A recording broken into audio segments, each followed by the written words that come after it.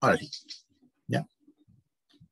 Entonces, lógicamente, estos errores se dan en base a varios aspectos. Y otro puede producir el ambiente, o sea, que el ambiente, por ejemplo, tenga mucha partícula, esté muy frío, tenga mucha humedad y tenga influencia en el instrumento. ¿Ya? Nosotros incluso antiguamente, cuando hacíamos esto en laboratorio, a veces calculábamos las diferencias que se producen en el instrumento de medir producto de la temperatura, por deformación de este. ¿Ya? Entonces hay un montón de efectos que producen estos errores. No estamos diciendo que son errores a propósito, sino que son errores producto del sistema. Y ese es el concepto de incertidumbre. ¿Ya? Por eso dice, muchas veces no se entrega la incertidumbre de un número, sino que se indica con el número de dígitos informativos o cifras significativas. Entonces aquí aparece el concepto de cifras significativas. ¿Qué son las cifras significativas? Para nosotros las cifras significativas son los valores que entregamos, que consideramos correctos o consideramos buenos. Por ejemplo, las pruebas ustedes van a trabajar con 3 cifras significativas. Y en algunos casos pueden usar 4 sin el problema, pero para nosotros con 3 cifras significativas es correcto. ¿Ya? Entre nosotros, sin contarle a nadie, 3 cifras significativas significaría un entero y 2 decimales, por ejemplo. Ya vamos a ver cómo se hace el concepto de cifra significativa. ¿Ya? Un entero y 2 decimales. ¿Qué son las cifras significativas? Entonces, son la forma de expresar un resultado y atendiendo a que los parámetros que estoy usando son correctos. Por ejemplo, yo puedo estar midiendo 375 metros. Y este número tiene 3 cifras significativas, 1, 2 y 3. Pero puedo estar midiendo 375 milímetros. Y este número también tiene 3 cifras significativas. Son iguales, por supuesto, pero también tiene 3 cifras significativas. Pero la magnitud es diferente. O sea, la diferencia de medición aquí está entre 1 metro, porque cuando cambia a ser X6 va a haber diferencia de 1 metro. Pero acá solamente va a ser diferencia de 1 milímetro. Ahí está el concepto de incertidumbre. Por eso es importante para nosotros. ¿Ya? Que en el fondo, si ustedes me preguntan, también puede ser lo que nosotros llamamos la resolución del instrumento. ¿Ya? Tiene una diferencia de 1 metro en esta medición, no tiene a lo mejor mucha importancia, pero una diferencia de 1 milímetro en esta medición puede que tampoco tenga mucha importancia. Pero esas son 3 cifras significativas. Ahora, si yo le escribo que el resultado fue 0,375, resultado de mi medición, milímetros, este también tiene 3 cifras significativas. Aquí el 0 no cuenta aquí adelante. ¿Ya? 3 cifras significativas. Y si le digo que mi resultado fue 0,305, también tiene 3 cifras significativas. Este dijimos que también eran 3 cifras significativas, ¿sabía? Si mi resultado es 325.000, también tiene 3 cifras significativas. 1, 2 y 3. ¿Cómo las determinamos nosotros fácilmente? Trabajando como si fuera potencia de 10. O sea, si yo transformo cualquiera de estos números, fíjense, todos me van a quedar de la forma 3.275. 3.75, no.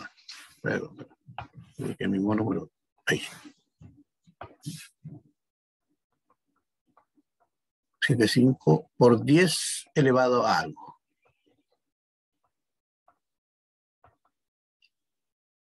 Si yo lo llevo a forma potencial, aquí están mis 3 cifras significativas. ¿Ya? Ahí están mis 3 cifras significativas. ¿Se fijan? Y la potencia, lógicamente, me acomoda la coma para allá, para acá.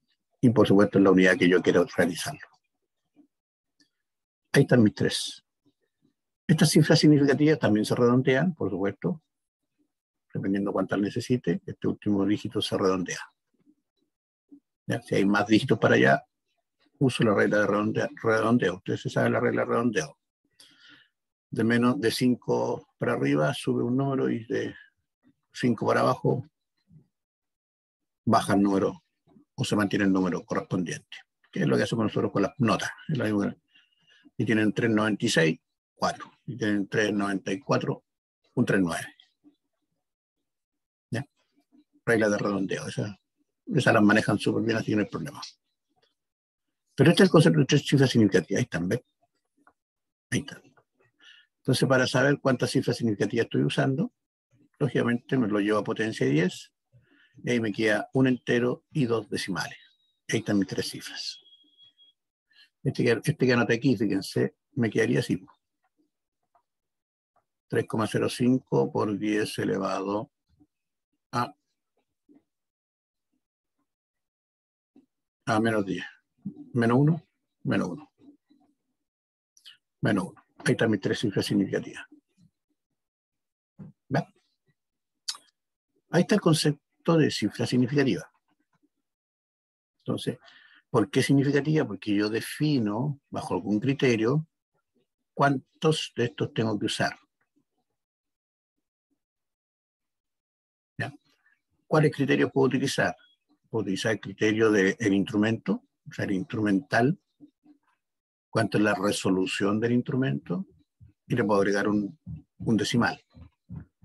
O, por ejemplo, la wincha de medir tiene una separación entre ellos de 1 milímetro, ¿cierto? Entonces yo puedo decir que con medio milímetro más puedo entregar los valores. O sea, yo puedo decir que mide 10,5 milímetros la medida, por ejemplo. Ahí están mis 3 cifras significativas. Ahora, los criterios para usar esto hay variados, no hay uno solo. ¿Ya? Entonces digo, uno es el instrumento. Eso nosotros llamamos error instrumental. Y otro es qué tan importante es el valor. Por ejemplo, nosotros utilizamos 3,14, 15, 9, que esto para nosotros es pi. ¿Con cuánto trabajamos normalmente? Bueno, nosotros normalmente trabajamos con pi igual a 3,14. Porque trabajamos con 3 cifras significativas. Y en el fondo estoy diciendo que los números para acá no tienen influencia en mi medición. Eso es lo que estoy diciendo, por eso hablamos de significativo. Estos son significativos, hasta aquí. ¿Ya? Bajo algún criterio, le insisto, bajo algún criterio. Pero eso es el concepto significativo. O sea, yo digo que hasta aquí mis números son confiables o son reproducibles o son o corresponden a la medición que yo estoy realizando. Nada más que eso. Le insisto, para definir la cantidad de cifras, lógicamente hay una serie de criterios. En el libro aparecen varios criterios para el trabajo con esta cifra significativa. ¿Ya? En nuestro caso, vamos a trabajar con 3 en los resultados, principalmente, al menos que se diga lo contrario. Cuando se dice lo contrario, lógicamente cuando los números son muy grandes y necesitamos ahora.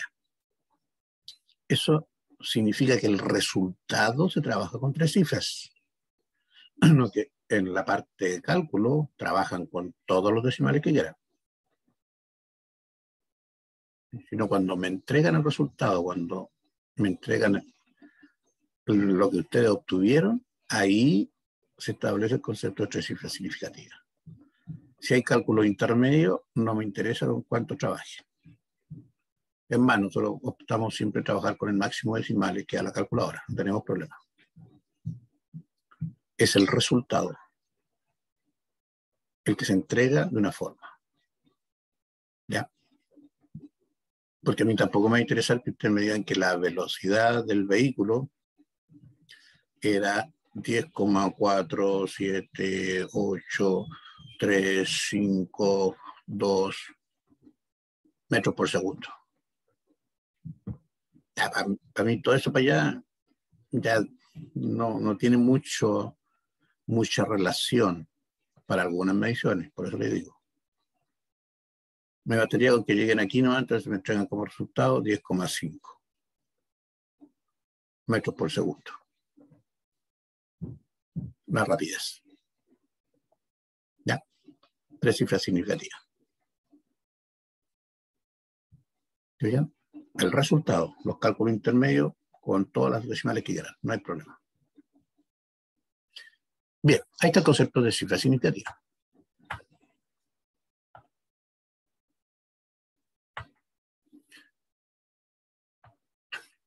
Entonces dice, las cifras significativas aportan información sobre el resultado de medición. Ellas representan el uso de una o más escalas de incertidumbre en determinadas aproximaciones. Por ejemplo, se dice que 4,6 tiene 2 cifras, mientras que 4,07 tiene 3, que es lo que estamos viendo recién. ¿Se fijan? Pero es que lo que nos hacen nosotros, y por qué son importantes, porque aportan información sobre el resultado de la medición. ¿Ya? Por eso son importantes para nosotros las cifras significativas. Esto es cuando se realizan mediciones. Y por eso le digo, nosotros en las pruebas también definimos que los resultados de los ejercicios sean con 3 cifras significativas. ¿Ya? Profe. Ese es el concepto de cifra. Profe. Sí, dime, perdón. Ahora sí. En la diapositiva anterior, usted dice 4,07, esas serían 3 cifras significativas. Sí, 3 cifras significativas. 1, 2 y 3. Porque me había confundido y que dijo que si había un cero entre medio no contaba como cifra. No. Cuando los ceros están al final o al principio no se cuentan. Ah, ya. O sea, si yo tuviera 0,0407, estos 2 ceros no se cuentan porque cuando lo llevo potencia 10 queda aquí la coma. O podría tener 40,700. Ah, vale. 407. Sí, Ahí eso no se cuenta. ya, gracias. Perfecto.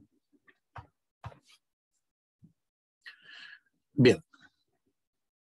Entonces ya, como se dieron cuenta, estamos hablando también de otro concepto que es el orden de magnitud, que se llama desde el punto de vista físico, que nosotros en el fondo lo conocemos como potencia.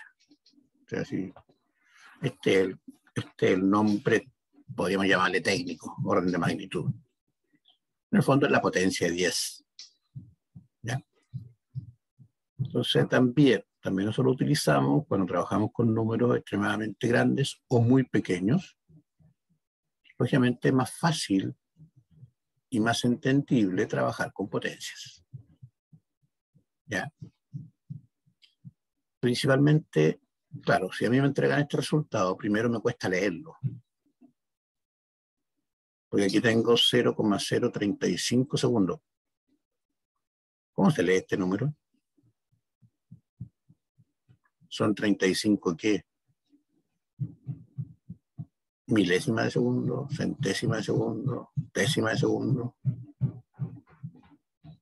10 milésimas. No, pues milésima de este aquí no. 10 milésimas. 10 milésimas de segundo, correcto. O sea, milésimas tendrían que haber sido así. Ahí son 35 milésimas de segundo. O sea, perdón.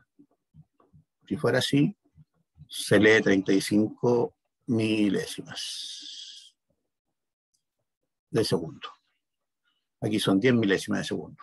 Entonces ya no empieza a complicar. Entonces es más fácil colocarlo como 3,5 por 10 elevado a ¿cuánto? Este.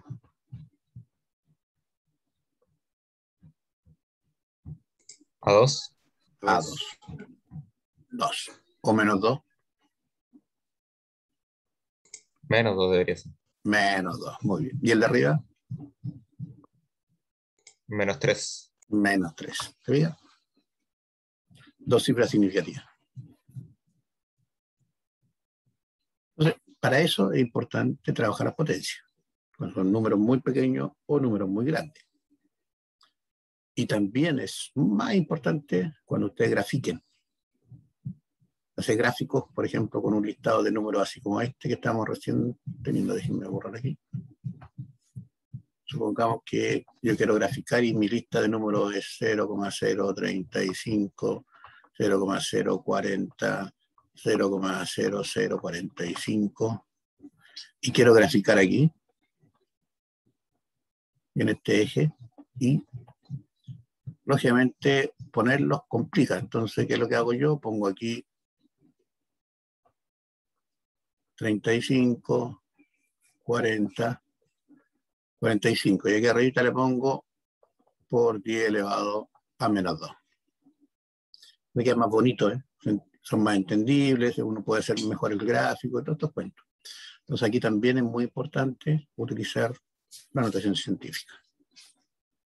Especialmente cuando uno quiere graficar, a veces cuando los números o son muy grandes o son muy pequeños, se complican aquí las líneas, los números, quedan aquí un montón de ceros. Entonces le ponemos notación científica a nosotros y ponemos que esta escala se multiplica por tanto y lógicamente obtenemos el valor correspondiente. ¿Ya? En esos casos, la potencia de 10, lógicamente, es maravillosa.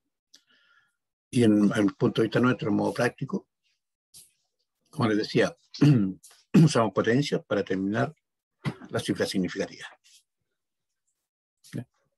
Ahí determinamos, y que nos queda clarito, porque si me piden 3 cifras significativas, quiere decir que yo lo dejo con un entero más 2 decimales por 10 elevado a algún valor. Si me piden 4 cifras significativas, tendría que ser un entero más 3 decimales, ¿se bien? Entonces ahí están mis 4 cifras. Y ahí los ceros entre medio, ya sé que no, se cuentan ahí y van, son parte del número sí o sí. Por 10 elevado a, no sé, a 3. ¿Está bien? Eso es orden de magnitud. Profe, Dígame. Sí, dígame. y acá, a ver, acá, por ejemplo, ¿cómo se dice? Como de predeterminadamente, cuando te piden las cifras significativas, es obligatoriamente un entero y 2 decimales. Es para verlo. Uno puede escribirlo como quiera, pues, porque tú puedes escribirlo así y están las 3 cifras significativas, ¿sí? Ah, ok. Eso depende finalmente De lo que tú quieras del... representarnos. Ya, ok. Si te piden el resultado en metro y tienes 345, está listo. 345 están las cifras significativas. Esto que le estoy diciendo yo es para verificar, es para saber cuáles son las cifras significativas en realidad. Para saber cuántas son las 3 cifras significativas. Sí que me piden con 3. Entonces así lo escribo así y me doy cuenta al tiro cuáles son las 3 cifras. Pero lógicamente en este caso es fácil representarlo 345. ¿Ya? Estoy trabajando en metros, estoy trabajando en velocidad, por ejemplo, que me dé 2,22 metros sobre segundo. Perfecto, este es mi resultado con 3 cifras. ¿Ya? Incluso hay muchas veces nosotros, cuando son números así pequeños, ni siquiera nos damos el trabajo de ponerle 2,22 por 10 elevado a 2, ¿cierto? Que podría escribirse igual, sí, pero ahí lo dejamos tal cual porque ya tenemos las 3 cifras significativas. Sí, el problema es Profe, una cuando usamos. consulta. Sí, dime. Ahí en la tabla que puso 35, 40, 45, ¿es por 10 elevado a menos 2 o por 10 elevado a menos 4? 1, 2, 3. Me equivoqué en 1. 3, 4. 4, perdón. 4. Me equivoqué en 3. Muchas gracias. Ahí. Y no es menos, pues es por 4. No, no es menos, para el otro lado. A ver, 1, 2, 3, 4. Sí, 4. Correcto. Gracias. ¡Ay, borré todo!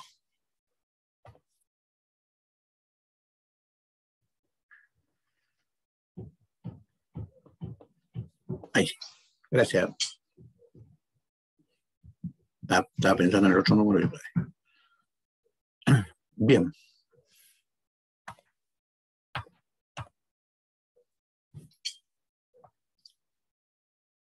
Ahí está lo que estábamos conversando recién, notación científica, por ejemplo, la velocidad de la luz, que es un número extremadamente grande para nosotros, lógicamente, que para nosotros corresponde a estos 299.999.999 metros sobre segundo. Vamos a trabajar pesado como 3 por 10 a la 8 metros por segundo. ¿Ya? Ahora, le insisto, cuando uno hace estos cambios, cuando lógicamente el cálculo que está realizando no requiere una gran precisión, o sea, si yo quiero trabajar en forma muy exacta, muy precisa, lógicamente tengo que usar este número, que es el correcto. ¿Ya? Si no es tan necesario, puedo utilizar este.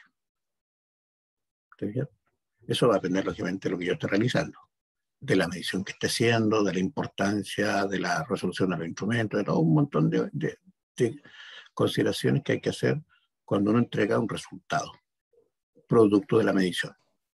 Profe, ¿Sí? en la notación científica yo me guío por el movimiento de las comas, no por los ceros, ¿cierto? Por el momento de las comas, no por los ceros, correcto. Vale. Es lo que le decía yo el otro día. Para nosotros G, por ejemplo, es 9,81 metros sobre segundo cuadrado. ¿Ya? Yo le diría, yo de repente hago un cálculo y lo hago con 10, porque el valor que me entregue no tiene una importancia, no tiene importancia para mí que me varíe un poquito. Principalmente porque cuando yo lo calculo, es porque estoy mostrando cómo se realiza el cálculo, cómo se desarrolla el ejercicio, entonces al final el resultado para mí no tiene tanta importancia que no me quede de un valor exacto.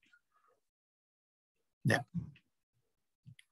Otros usan 9,8, perfecto, si eso depende. Nosotros, ¿por qué las pruebas usamos 9,81? 3 cifras significativas, nada más.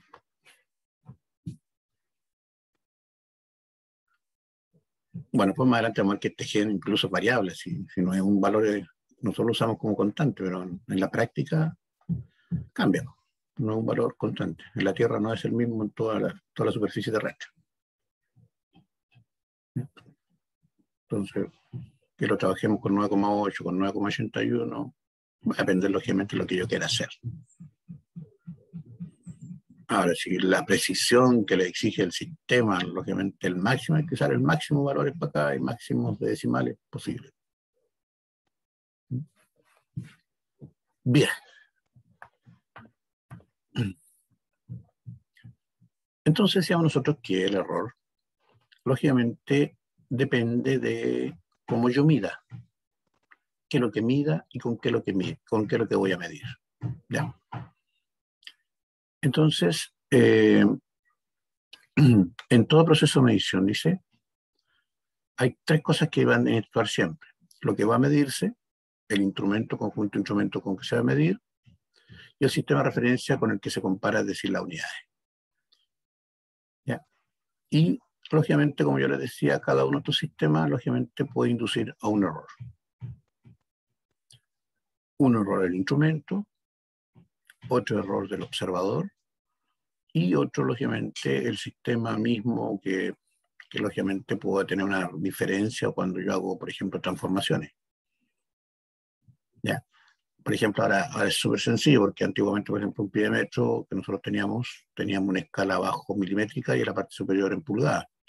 Ahora ustedes buscan uno digital y le apretan el botón y le hacen la transformación numérica. ¿Ya? La resolución de un instrumento digital en un pie de metro, por ejemplo, es 1/100ª de milímetro. ¿Ya? O sea, un instrumento digital, un pie de metro digital, tiene esa resolución. Un pie de metro de estos análogos con una resolución de 50 partes, la resolución máxima que yo llegaba era eso, a 2/100ª de milímetro. ¿Ya? ¿Estoy bien? Entonces también aquí tengo que aprender a leer y a interpretar bien.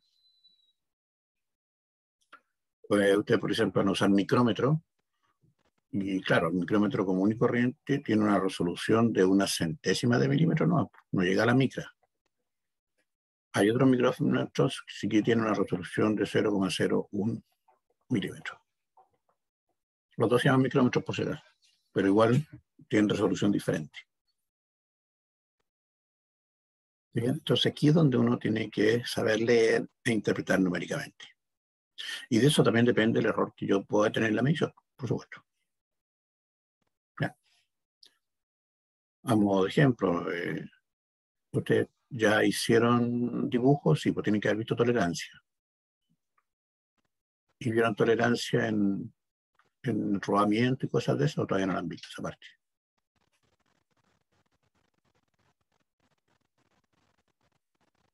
¿Vieron tolerancia? ¿No han visto tolerancia? Ah, ya. ¿No vean tolerancia? Ya.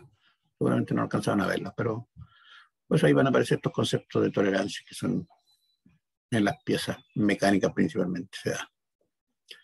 Bien. Bueno, entonces al final los errores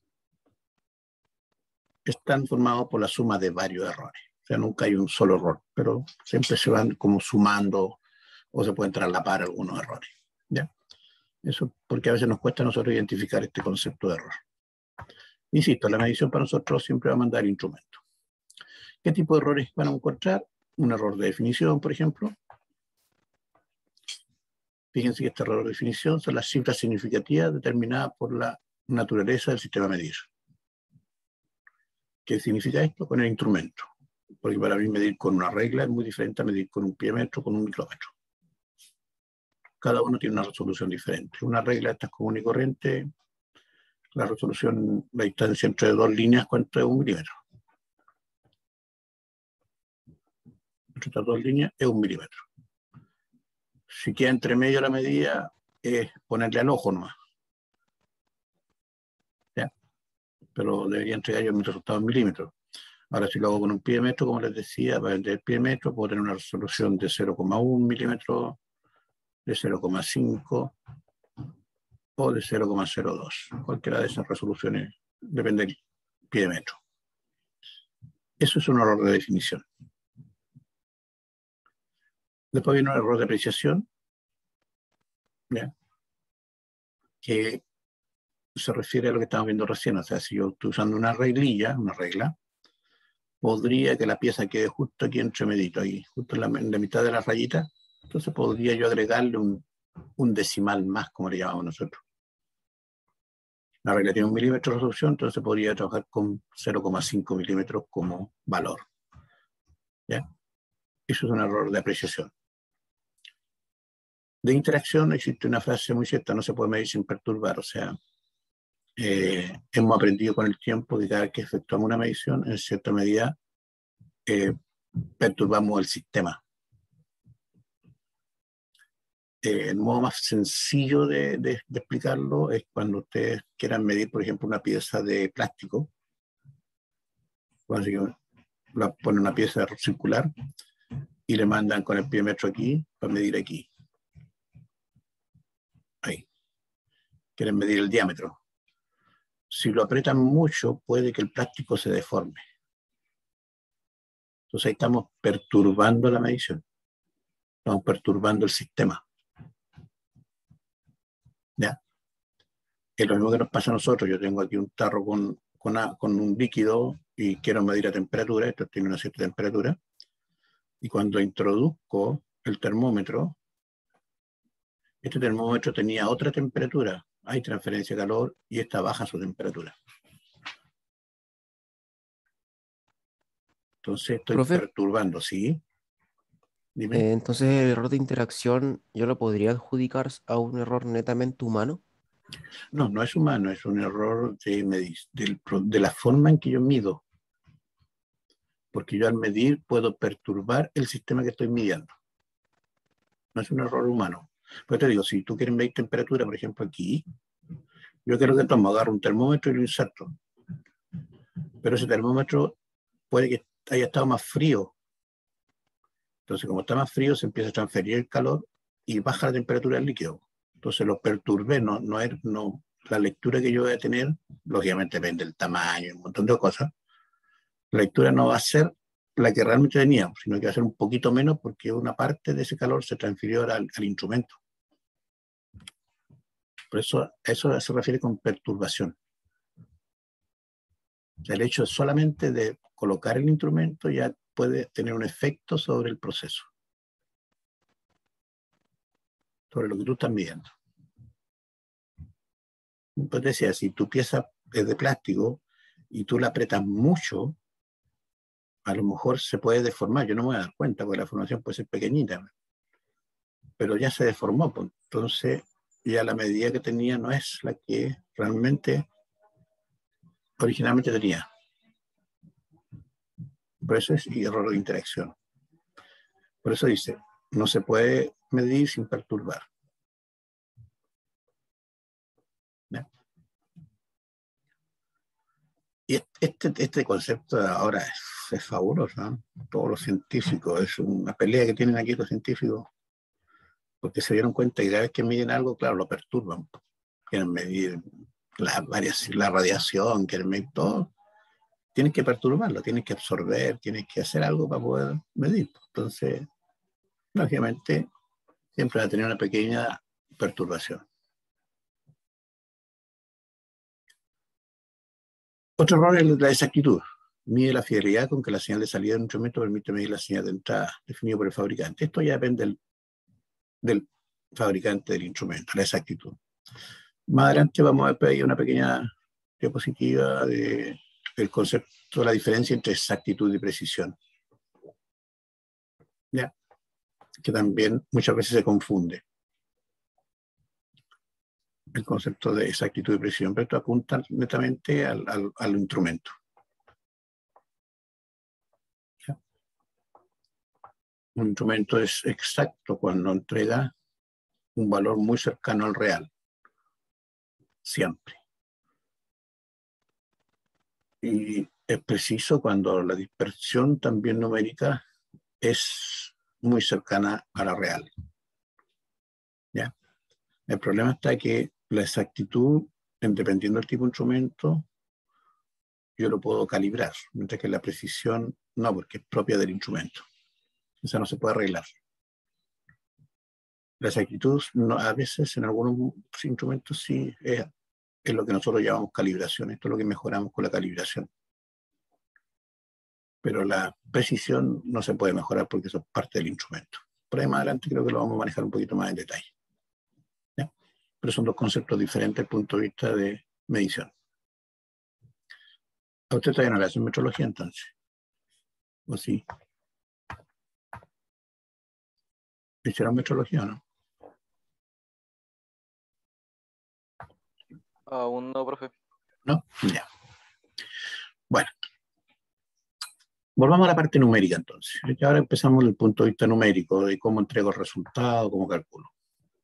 Desde el punto de vista numérico, van a encontrar ustedes que, decíamos nosotros, por ejemplo, ustedes van a medir el tiempo de caída de la pelotita y les va a dar, qué sé yo, 1.23 segundos. ¿Ya? Esto es en segundos. Entonces les decía, ustedes van a tener que decir qué tan bueno fue su resultado. Entonces aquí van a tener que agregar más o menos un valor, no sé, pongámosle que les dé 0,2. Así tiene que venir reflejado el error, la medición de su tiempo. ¿Ya? Si le ponen 1.23, bueno, puede que esté bueno, pero yo le voy a decir, bueno, ¿y cuánto es el error de todo esto? Y eso se queda reflejado aquí atrás. Entonces yo le puedo decir, está bastante buena su medición. ¿Ya? Ahora, cuando digo eso, ya estoy usando un criterio. Ese es otro cuento. Por ahora me interesa que ustedes me entreguen un valor. ¿Ya? Cuando hacen la medición. Bueno, dentro de esos errores numéricos aparece el concepto de error absoluto, que dice que es la diferencia entre el valor real de la medida y el valor que se ha obtenido en la medición. Por ejemplo, ustedes me dicen que el diámetro del eje es 20 milímetros. Entonces yo tomo mi pie de metro y mido 20,1 milímetros. 20,1 milímetros. Entonces Entonces el error absoluto aquí dice que es la diferencia entre el valor real, que yo asumo este como valor real, y el valor de la medición. Y eso me da mi valor absoluto. Entonces aquí va a ser mi valor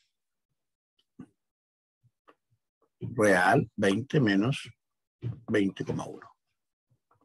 Y me decía, pero la diferencia es 0,1, perfecto. Menos 0,1, menos 0,1.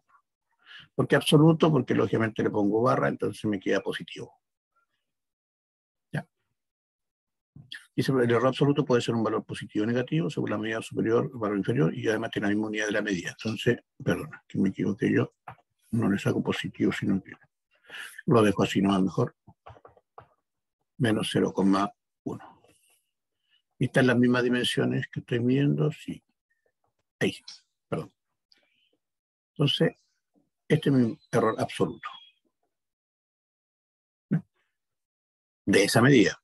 Ahora, ustedes hacen 5 medidas, van a tener 5 errores absolutos diferentes. Uno con cada medida, uno con cada medida. Porque puede que después otro mida y diga, ah, a mí me dio 20,0.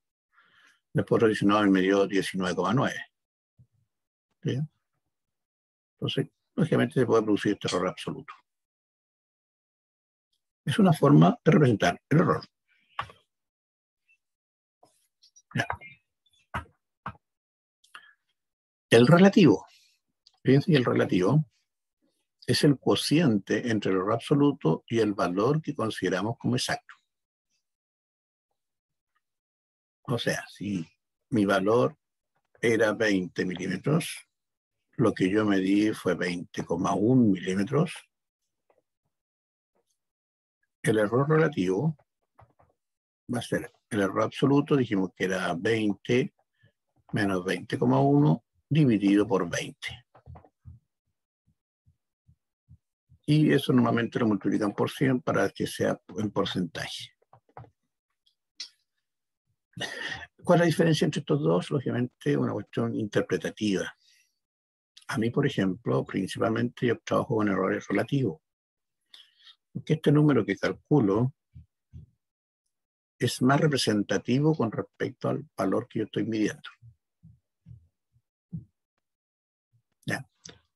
Porque si yo estoy midiendo, por ejemplo, una habitación, la puedo medir en milímetros con una wincha, digo que esta habitación tiene 3 metros, 45, 3.451 milímetros, por ejemplo. 3.451 milímetros, por eso lo puedo hacer con una wincha. Este último número, lógicamente, para mí es una muy buena diferencia. O sea, que tuviera una diferencia entre los dos puntos de la habitación ahí de 1 milímetro sería fabuloso. Pero si yo estoy midiendo una pieza con un pie metro, esto es muy grande. O sea, la diferencia de 1 milímetro en una pieza mecánica es una diferencia muy grande. ¿Sí? Entonces, ahí, cuando yo lo divido por la magnitud, lógicamente, luego también una pieza que me mida 51 milímetros.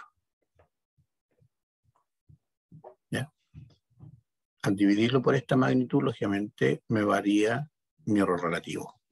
Por eso es más influyente el resultado. ¿Ya? Error relativo. Y después aparece el error instrumental, que está en relación con la precisión del instrumento.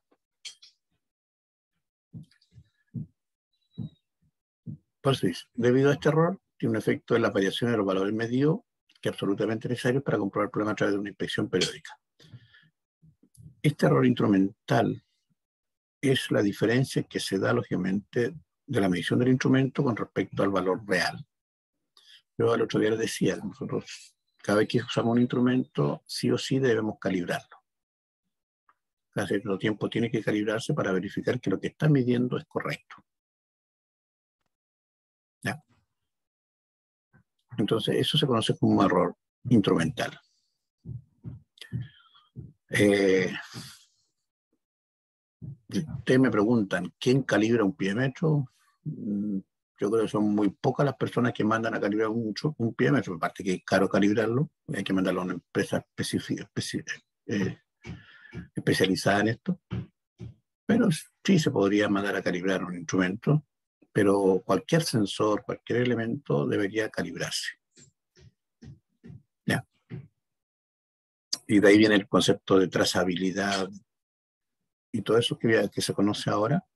El producto de eso, la trazabilidad es estar verificando el comportamiento, en este caso del instrumento, durante su tiempo o durante su vida útil. Lo que pasa es que hay cosas que nosotros no hacemos porque a veces no sabemos y otras veces porque simplemente no son necesarias. O sea, la misión que estoy haciendo a lo mejor no tiene importancia que mi instrumento no mida bien o no mida tan exacto. Por eso usamos una wincha de medir, de estos flexómetros, va a ser una casa y que me quede una diferencia de 3, 5 milímetros, 10 milímetros entre una pared y otra, prácticamente no tiene influencia. Dicen. Ya. Entonces no necesito calibrar la wincho. Si me da lo mismo ir con una wincho o con otra, al final que me quede un poco más, un poco menos, me da exactamente lo mismo. Ahora si quiero cuadrar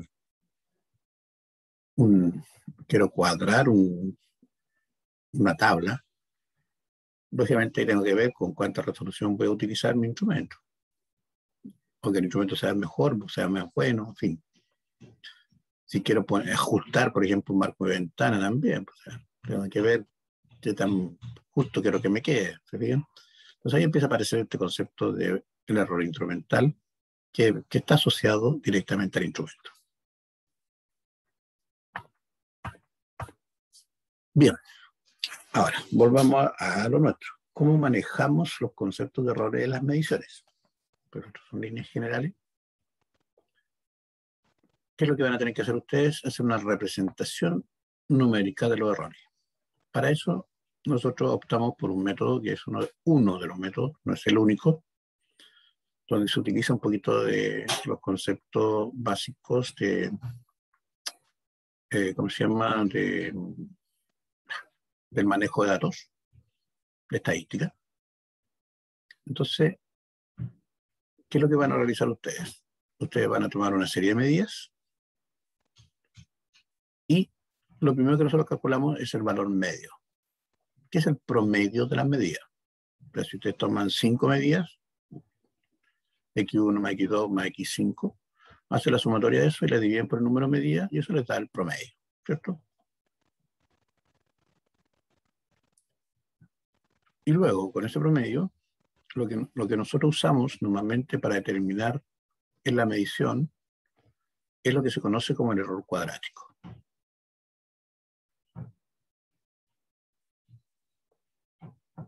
Y el error cuadrático se calcula la raíz cuadrada de la sumatoria de cada medida menos el promedio al cuadrado,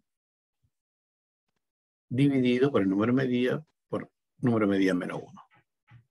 Y eso me va a dar más menos. O sea, el tiempo que va a demorar en caer la pelotita va a ser 1.23 segundos más menos este error cuadrático.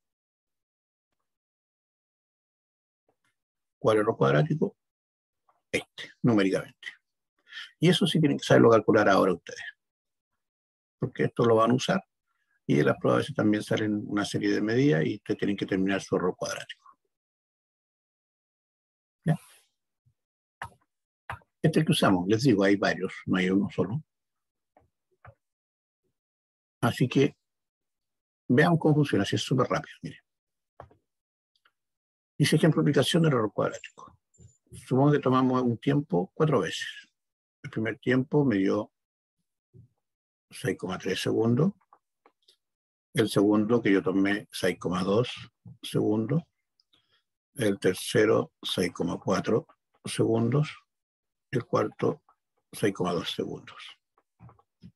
¿Ya? Entonces lo primero que yo calculo es el promedio. ¿Cuánto me da el promedio de esto, por favor? Por ahí los que tienen calculadora.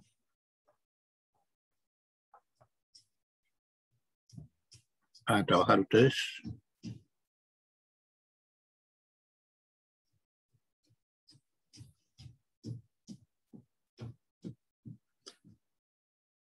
el promedio de esto. 6,28. 6,28. ¿Sí bien? O sea, el tiempo que yo voy a utilizar para mis cálculos va a ser 6,28 segundos. Pero el que me tienen que representar ustedes me tienen que decir qué tan bueno o tan malo puede haber hecho su medición. Más o menos. Entonces ustedes dicen, vamos a utilizar el método de error cuadrático y el error cuadrático, el delta X, que el que va aquí, pues aquí va a quedar el tiempo más menos el delta T. Pongámosle delta T en vez de delta X para aquí.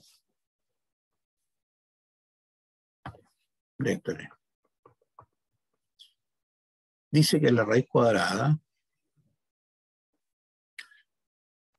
del primer valor, 6,3, menos el promedio al cuadrado, más el segundo valor, menos el promedio al cuadrado, más el tercer valor, menos el promedio al cuadrado, que sería aquí abajo yo, más el cuarto valor, menos el promedio al cuadrado. Y todo eso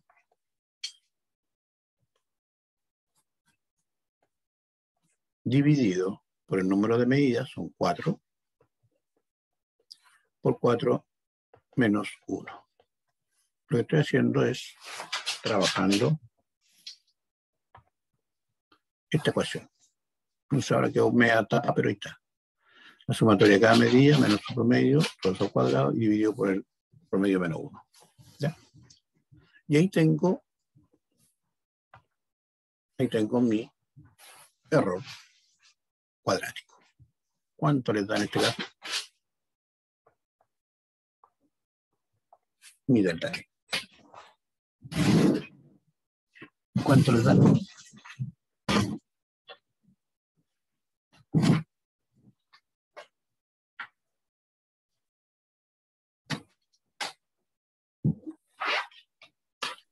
$0,0064. 0,0. Otro 0 y 64. ¿Otro cero más? Sí. 64. Sí. Perfecto. Yo lo voy a dejar puesto allí, así tal cual. Listo. Ese es el número que ustedes tendrían que presentarme como resultado de su medición. Así, tal cual. ¿Profe? ¿Sí? ¿Podría volver a la diapositiva pasada para copiar la fórmula? Bueno. Ah, pero va a quedar No. borrada. Que va a quedar borrada, espérate. Ah, ya. Está claro. Porque lo voy a tener que borrar esto. Y va a quedar encima. ¿Cuál quiere el error cuadrático? Ese es delta X, dice que es la raíz cuadrada de la sumatoria de los xy menos el promedio de los x al cuadrado dividido por n menos 1. El número de medida menos 1. Ese es el error cuadrático. Por eso tomo el primer valor menos el promedio, el segundo al cuadrado, el segundo valor menos el promedio al cuadrado, el tercer valor, y así sucesivamente, y lo divido por el número de medidas, 4, por 4 menos 1. Ya, gracias. Bueno, entonces este es el valor que tienen que ustedes aprender a calcular. Y lógicamente después aquí hay que trabajar con las cifras significativas, cómo las dejamos, depende del instrumento, va a depender este también. Pues viene un trabajo diferente de ver cuánto es lo que corresponde trabajar. Pero es una forma de determinar el error de las mediciones. ¿Ya? Después esto yo lo comparo con el error del instrumento y lógicamente me tengo que quedar con el error más grande. Si el error del instrumento es 0,01, cuando lo comparo con esto me voy a tener que quedar con este, porque este otro es mucho más chiquitito. Profe, ¿y esto se puede dar en cualquier unidad de medida? Sí, para cualquier unidad de medida. Vale.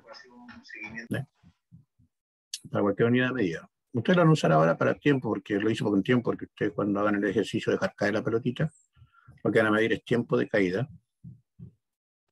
Y ahí cuando la midan, ojalá con un cronómetro o con el celular, con cualquier cosa, van a dar cuenta que cada vez que miden les va a dar un valor diferente. ¿Ya?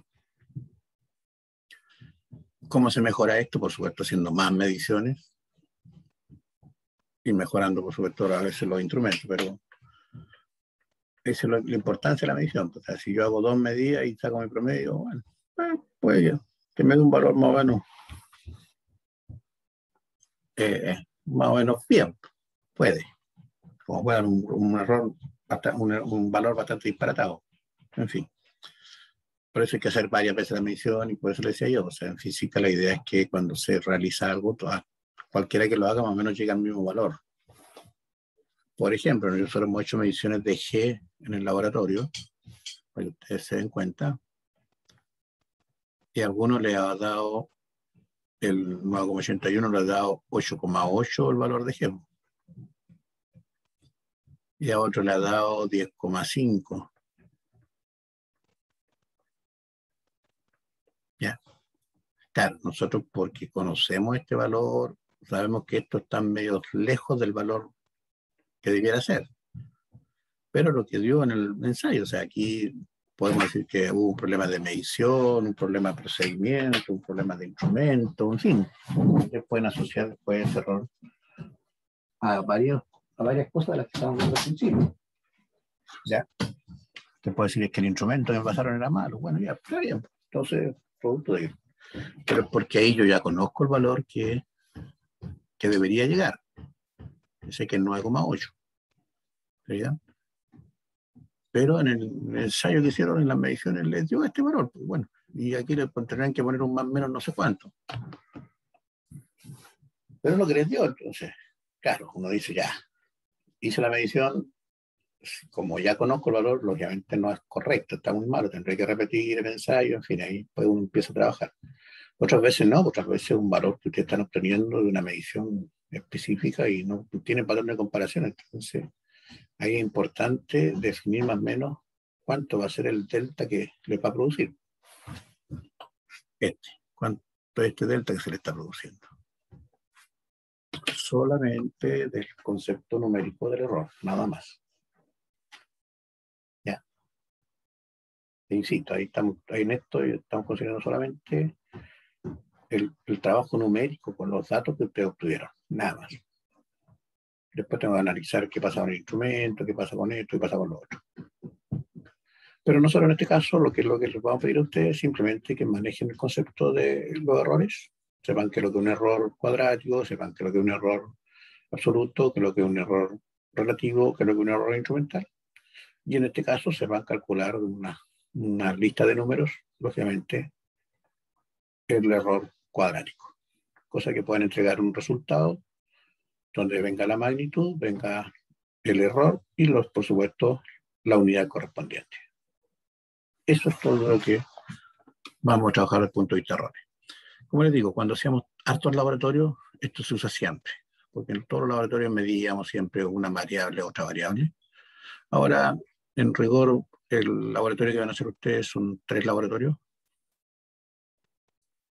donde pueden asociarlo y pueden usarlo. Y en el primero que van a hacer, que estaba explicando yo de la pelotita, lógicamente ahí tienen que usarlo sí o sí, para poder determinar su tiempo de caída con su variación o con su error absoluto. ¿Ya? Bien, ahí tenemos el concepto de error. Ahí tenemos el concepto de cambios para nosotros. Perdón, ahí. De errores absolutos y errores relativos. ¿Ya? Preguntas, dudas, consultas.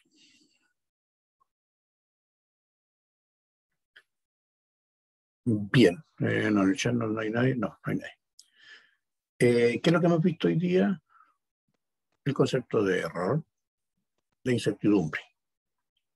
Dentro de los errores hemos conversado un poquito de lo que son los errores producto de los instrumentos, errores producto de las personas y errores producto del ambiente. Profe, Sí, dime.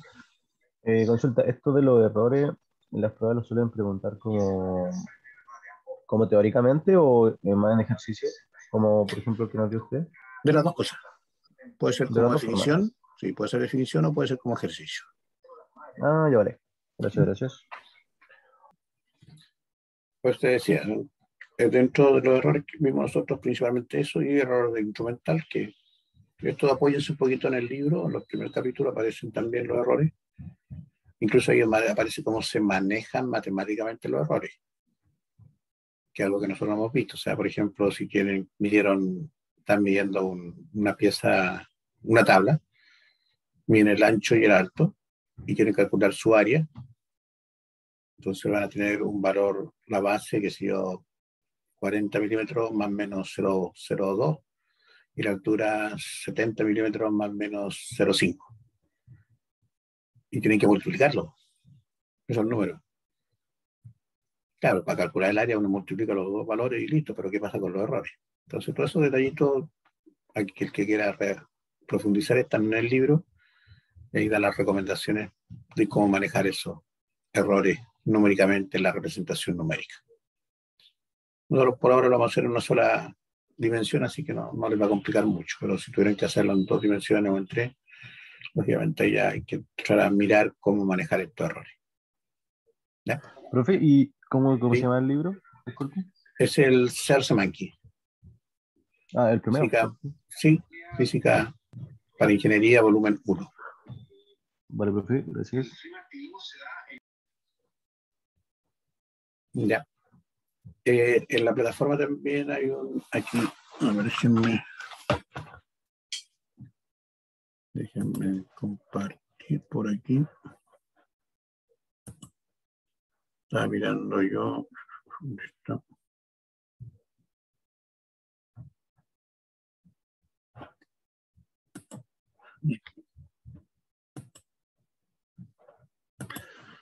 Aquí voy a compartir yo en la plataforma, en la primera aparece una guía, que es la que le estaba recomendando yo, que es interactiva, se llama. Ustedes la pinchan y los va a llevar a esta página, que es la que le decía yo que la va a preparar mi colega, la está haciendo, la ha ido mejorando de a poquito. Están las unidades nuestras. La primera unidad, que es concepto de error. Aquí ustedes son algunas presentaciones que vamos a ver, unas simulaciones, perdón. Y por aquí hay una que dice enlace que detalla las reglas para expresar una medida y su error. Ustedes lo pinchan, los va a llevar a una página y ahí van a poder ver esto mismo que estábamos conversando nosotros de error cuadrático, error instrumental, como apoyo. ¿Sí? Y además hay unos ejercicios que también vamos a hacer más adelante, porque en realidad esto es cinemática. ¿Sí? Entonces sí que les va a servir. Por eso el otro día visiten esta página, está bastante entretenida. Después viene la unidad 2, también tiene de todo un poquito. Algunas aplicaciones, simulaciones, ¿bien? Algunos videos también que estamos recomendando, algunos ejercicios que yo creo que los vamos a ir haciendo aquí nosotros más adelante. Y la unidad 3 también, ahí aparecen algunas cosas. Eso más que nada links para trabajar. ¿Ya? Así que no, para que la conozcan también y la puedan echar una ojeadita, que nosotros vamos a ir usando algunas, no todas, pero vamos a usar más de algunas. Así que eso, señores. No sé si alguien tiene alguna duda, alguna pregunta. Yo tengo una duda, profe, sobre la Dígame, ¿no? actividad. Dígame. Esta actividad, ¿sabe cuándo vamos a empezar a trabajarla? Mira, yo creo que esta semana, yo ya mañana parto con cinemática. Mañana voy a ver cinemática, voy a ver movimiento rectilíneo en el eje X. Pasado mañana voy a ver en el eje Y, caída libre. Y ya con eso ya tienen para trabajarla. Ah, ok, entiendo. ¿Ya? O sea, ya con eso ya tendrían para hacerla. Pasando movimiento caída libre, movimiento rectilíneo en eje Y, o vertical, ya están listos para hacer el ejercicio. Ya tienen ahí la base para hacerlo, así que yo creo que esta semana ya deberíamos estar listos con eso. ¿Alguien más? ¿Alguna otra duda? Parece que no, está el chat que no lo tengo para nada. Aquí está. Bien, pues, si no tenemos dudas, quedamos hasta aquí. Mañana pues partimos con cinemática. ¿No? Mañana ya partimos con movimiento. ¿El miércoles nos toca, profesor? Perdón, el miércoles, sí, tienes razón. El miércoles en este mismo horario. ¿Ya? O sea, el miércoles o jueves terminaríamos ya con lo que me está preguntando tu compañero recién. Entonces. Bien, muchachos, si no hay preguntas, quedamos hasta aquí. Échale una leída al libro, capítulo 1, más que nada para tener un poquito más de información. Si tienen alguna duda más, por supuesto, que salga de ahí, ningún problema. Los ejercicios de la guía ya pueden realizar los primeros de transformaciones. Así que ya tienen harto que hacer. Vayan avanzando a poco, vayan avanzando lo más rápido que puedan, ahora que tienen un poquito más de tiempo. Después se les va a ir acortando el tiempo. Así que traten de hacer lo más que se pueda ahora. ¿Ya? Todos los ejercicios de transformaciones ya los pueden hacer. Y, como les digo, ya mañana partimos con cinemática, con movimiento de una partícula en un eje y con las bases de la cinemática.